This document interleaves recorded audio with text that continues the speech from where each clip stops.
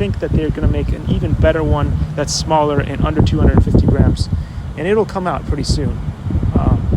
So I don't want this one, especially because this one's got remote ID on it. Who wants that? I will not comply with any of that ridiculousness. So I don't want it. I want nothing to do with it. And although this is a brilliant drone, it is a wonder of manufacturing and engineering and design. I just don't want it. So this is going back.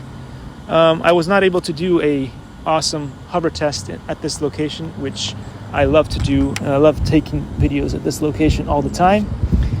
But sadly, because of the pairing issue, I was not able to do it.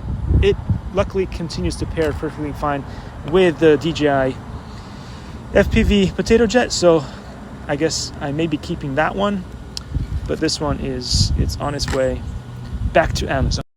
Likey